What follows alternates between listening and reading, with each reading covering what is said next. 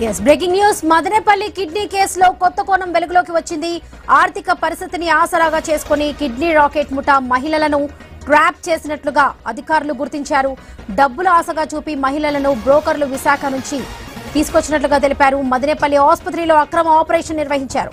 Operation వికటించి Yamuna అనే మహిళ మృతి చెందింది. మహిళా మృతితో కిడ్నీ రాకెట్ గుట్టురట్టయింది. ఘటనలో 4 నిర్వాహకులను పోలీసులు అదుపులోకి తీసుకున్నారు. మదనపల్లి పుంగనూరు డయాలసిస్ ఇన్ఛార్జీల కీలక పాత్రగా ఉన్నట్లుగా గుర్తించారు.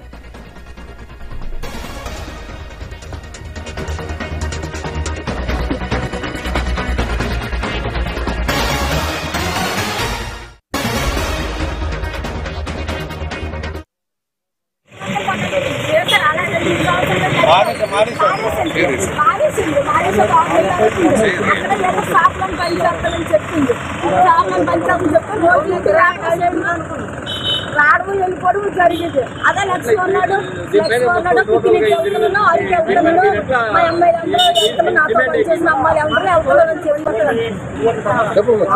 అదే సార్ లక్ష్మి వెళ్ళిన తర్వాత నేను తెల్లవారు 5:30కి 4:30కి మా ఇంటికి ఫోన్ వచ్చింది. పాప పవన్ దగ్గర చచ్చిపోయింది, తిరుపతిలో చచ్చిపోయింది అన్నారు సార్. తిరుపతిలో చచ్చిపోతే మా పాప చచ్చిపోయింది, మాకు పాప అడిగింది అడిగిన చచ్చిపోవడం లేదు లేదు మీ పాప కిడ్నీ తీసుకోవడానికి వచ్చింది, కిడ్నీ ఇచ్చింది అని సార్.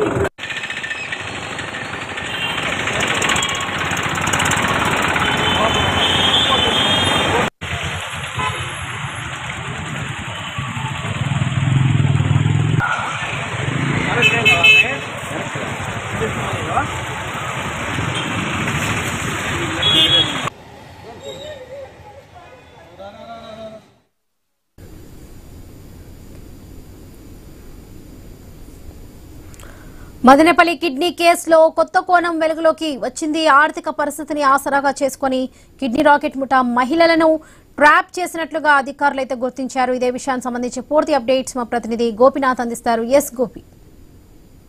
మదనపల్లిలో జరిగినటువంటి ఈ కిడ్నీ రాకెట్ కి సంబంధించి ఒక్కొక్క సంచలన విషయాలు బయటకు వస్తున్నాయి. ఎందుకంటే వైజాగ్ నుంచి యమున అనేటువంటి ఒక మహిళల్ని ఇద్దరు అంటే అక్కడే ఉన్నటువంటి అంటే వాళ్ళ ఇంటి దగ్గర ఉన్నటువంటి మహిళలు ఇద్దరు తీసుకురావడం జరిగింది. ఇక్కడ తీసుకొచ్చిన తర్వాత ఇక్కడ కొంతమందితో కుమ్మక్కై గ్లోబల్ హాస్పిటల్లో వేరే వ్యక్తికి అంటే ఈ డయాలసిస్ ఉన్నటువంటి వ్యక్తికి కిడ్నీ మార్పిడి చేసేందుకు ఒప్పందం కుదుర్చుకోవడం జరిగింది. అయితే యమునాకు సంబంధించి వాళ్ళ కుటుంబం పేద కుటుంబం వాళ్ళకు 10 లక్షల రూపాయల డబ్బులు ఇస్తానని చెప్పి ఆమెను అక్కడ నుంచి కూడా తీసుకొని వచ్చిన తర్వాత ఇక్కడ హాస్పిటల్లో జాయిన్ చేయడం జరిగింది. దాని తర్వాత కిడ్నీ మార్పిడి జరిగే సందర్భంలో వైద్యం వికటించి ఆమె చనిపోవడం జరిగింది.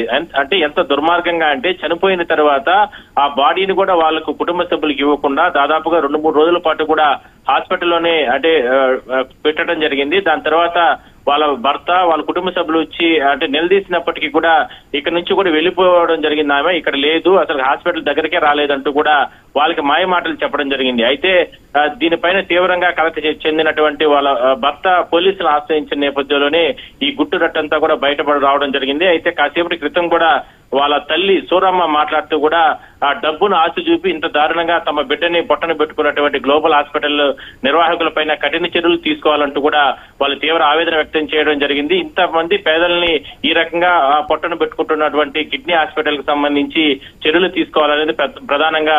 ఎందుకంటే హాస్పిటల్ కి సంబంధించిన నిర్వాహకులు కూడా ఆంజనేయులు డిఎంహెచ్ఓ స్థాయి అధికారి అన్నమయ్య జిల్లాలో పనిచేస్తారు.